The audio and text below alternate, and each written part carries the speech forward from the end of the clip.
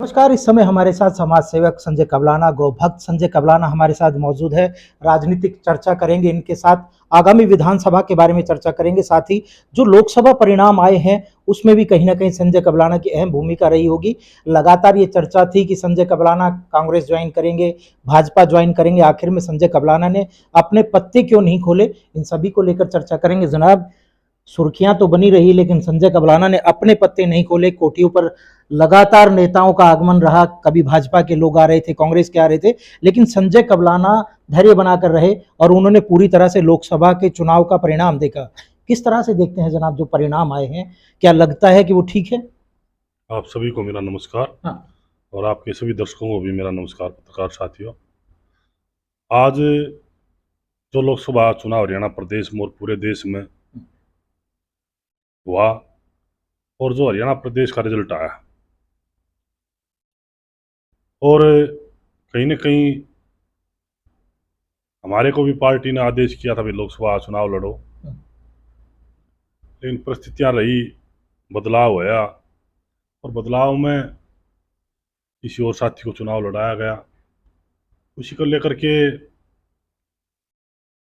Party भी छोड़ी गई और लोकसभा चुनाव में कहीं न कहीं जन भावना लोगों की, आप पत्रकार साथी हैं, कहीं न कहीं जन भावना बदली हुई थी लोगों की और जनता ने फैसला लिया और दीपेंद्र हुड्डा को जिताने का काम किया।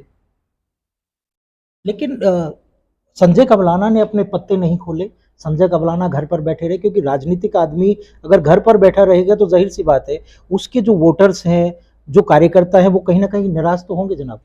देखिए, राजनीति आदमी कभी भी घर बैठा नहीं रहता। राजनीति आदमी के कई तरीके होते हैं, राजनीति में समझने के, कहने के, सुनने के। राजनीति आदमी जन भावनाओं की कदर करते हुए, जब जन भावना होती है उनको देखते हुए, कई बार अपने आप को चुप रहना, चुप रखना, समय के अनुसार चुप रह करके भी कुछ काम ऐसे होते हैं जो किए जाते हैं राजनीति में। और जन भावनाओं को देखते हुए कई बार शांति भी करनी पड़ती है और कई बार रुक के चलने का काम भी करना पड़ता है। और कई बार हालात परिस्थितियां ऐसी होती हैं, अपने समाज की भी, अपने कार्यकर्ता की भी, अपने वोटर की भी, कि सबको देख करके, उनका भविष्य देख करके, उनकी भलाई देख करके कई चीज़ें चुप रहने में भलाई हो जाती है। और मैं नहीं मानता कि लोग कह रहे हैं मैं चुप रहा, कहीं ना कहीं लोगों की भावना देख के जो रेट लोगों ने दिए हैं और जो हमारे आदमी थे उन्होंने अपने ठीक फैसले भी किए, तो अच्छा समझ। किसी आदमी को मैसेज दिया उन्होंने कि भाई इसकी मदद करनी है? नहीं। देखिए, मैंने, आप पत्रकार साथी, मैंने कभी किसी को मैसेज नहीं दिया, लेकिन जन भावना को देखते हुए अब सभी कार्यकर्ताओं ने अपना फैसला लिया और जहां अच्छा लगा वहां डिसीजन लेकर वोट डालने का काम किया सभी साथियों। जिस तरह का रूमर सेट किया गया भारतीय जनता पार्टी के कि 400 पार होगी, 10 की 10 लोकसभा सीटें जीतने का काम करेगी, तो जाहिर सी बात है अगर कई जगह की, जैसे राजस्थान में सरकार बनी उसके बाद भी जो रिजल्ट है वो नहीं निकल पाए, हरियाणा से 5 सीटें गवा दी, संजय कबलाना खामी कहां देखते हैं जनाब? देखिए, लोकतंत्र में जनता का जो मूड होता है ना, कई चीजें ऐसी होती कि जनता नेता को चुनाव के समय ही परिणाम देती है। जनता भी अब बड़ी समझदार होगी, हर चीज को सोचने लगी, हर चीज को देखने लगी, विचार करने लगी। अब नहीं, जब चुनाव आएगा तो इस बात का हिसाब, इस बात का रिजल्ट उस टाइम देंगे। कहीं ना कहीं हरियाणा प्रदेश में नाराजगी थी किस चीज, कई चीज़ों को लेकर के, और कहीं ना कहीं कई चीज़ें, परिस्थितियां ऐसी होगी जहां टिकट वितरण का गलत हुआ, वहां भी लोगों की परिस्थितियां बदल गई। और मैं ये मान कर चलता हूं कि जनता ने मूड अब की बार बदल रखा था लोकसभा चुनाव में। और वो परिणाम आपके बीच में आए। आप पत्रकार साथी हो, हम्म। जैसे आज उत्तर प्रदेश की बात कर लो, कहीं की भी बात लेगा, हरियाणा प्रदेश की बात कर लो, आज जो माहौल रहा, चाहे राजस्थान की बात कर लो, तो कहीं ना कहीं मनों में कुछ न कुछ मतभेद थे जनता के में, और जनता ने अपना गुस्सा निकाला। कई कारण होते राज्य।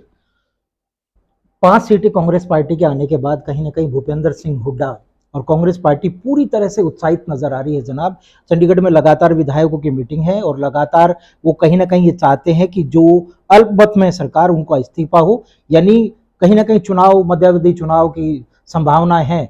और मैं कई बार आपका इंटरव्यू कर चुका हूं, लगातार आप कहते हैं कि बादली से हर हाल में चुनाव लड़ूंगा, पार्टी चाहे कोई भी हो, मैं अगर पार्टी को ज्वाइन भी कर लूंगा, अगर मैं कहीं उनके मैनिफेस्टो में सेट नहीं होता तो उसके बाद भी कहीं ना कहीं मैं चुनाव लड़ूंगा।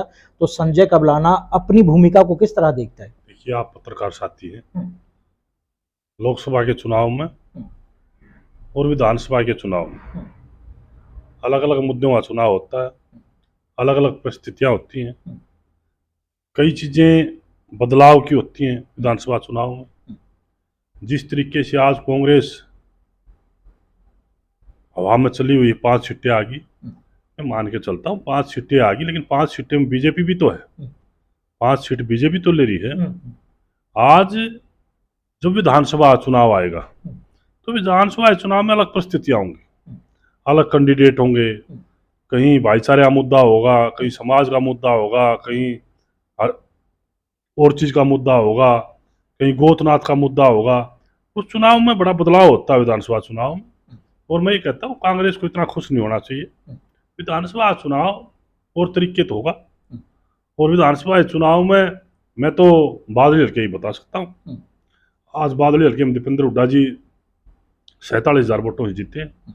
मैं मान के चलता हूँ कि विधानसभा चुनाव होगा, मैं मान के चलता हूँ कि विधानसभा चुनाव होगा तो बादल हल्के बहादुर जनता बदलाव करने का काम करेगी, और इसी तरीके का बदलाव करेगी जिस तरीके का बदलाव दीपेंद्र हुड्डा चुनाव में किया है। जो लोग सोच भी नहीं रहे, आज जो लोग ये मान के चल रहे हैं कि हम तो दीपेंद्र हुड्डा 47,000 वोटों से जीत गया और हम भी चुनाव जीत रहे हैं, इस चीज को मैं मानता हूं कि उन लोगों ने बड़ा सोचना चाहिए कि विधानसभा चुनाव जब आएगा तो विधानसभा चुनाव में मैं 110% कहता हूं कि बदलाव होगा, 100% होगा। आपकी जो हंसी है ना जनाब, कई लोगों के शायद हार्ट बीट तेज कर देगी, क्योंकि कांग्रेस की खिंचाई और भारतीय जनता पार्टी को थोड़ी सी नरमी बरती गई है। तो कहीं ना कहीं आंकड़े लगा लें कि भारतीय जनता पार्टी की तरफ से नजदीकियां हो रही है संजय कबलाना की। देखिए, मैं ये मान के चलता हूं कि मैंने विधानसभा की तैयारी अपनी पूरी कर रखी है, और मैंने होल्डिंग लगवाने भी शुरू कर दिए अपने हल्के में, और मैंने 24 की तैयारी चुनाव कर दी है। मैं मान के चलता हूँ अगर किसी को जरूरत होगी, चाहे कांग्रेस हो चाहे भारतीय जनता पार्टी हो, अगर मेरी जरूरत समझते होंगे और मेरे को लायक समझते होंगे तो चुनाव लड़ाएंगे, नहीं तो अपना इंडिपेंडेंट चुनाव लड़ेंगे। जनता ने वोट देनी है, चुनाव लड़ेंगे, चुनाव 110% लड़ेंगे, कोई किंतु परंतु नहीं, डंके चोट पर लड़ेंगे, और बादल हल्के जनता का आशीर्वाद लेकर के लड़ेंगे।